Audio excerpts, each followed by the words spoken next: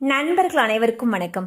இன்னைக்கு நம்ம இந்த வீடியோல சற்று முன் தமிழகத்தில் 10 மிக முக்கிய அறிவிப்புகள் வெளியாகி உள்ளது. சோ அது என்னென்ன அறிவிப்புகள் அப்படிங்கறத பத்தி தான் பார்க்க போறோம்.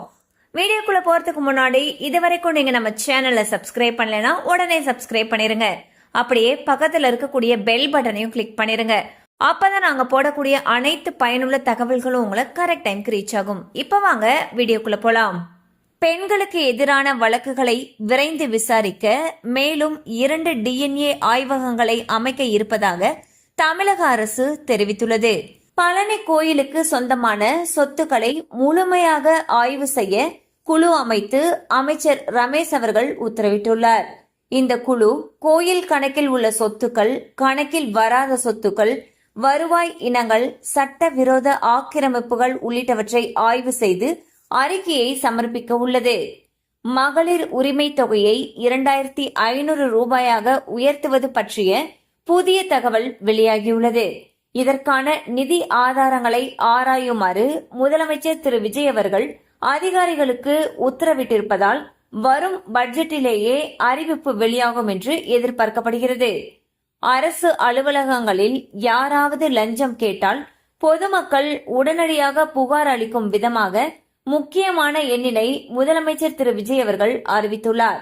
லஞ்சம் தொடர்பான ஏதேனும் புகார்கள் இருந்தால் அதனை 9418180936 என்ற வாட்ஸ்அப் எண்ணில் தெரிவிக்கலாம்.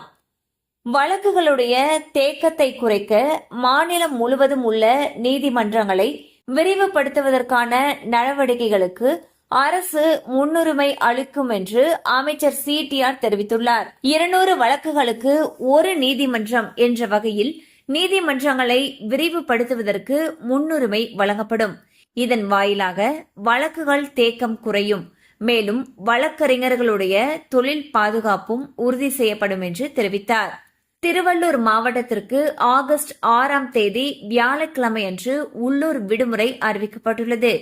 திருத்தணி முருகன் கோவிலில் ஆடி கிருத்திகை தெப்ப திருவிழாவையொட்டி இந்த விடுமுறை அறிவிக்கப்பட்டுள்ளது. வார இறுதி நாட்களை முன்னிட்டு தமிழக அரசு 1635 சிறப்பு பேருந்துகளை அறிவித்துள்ளது.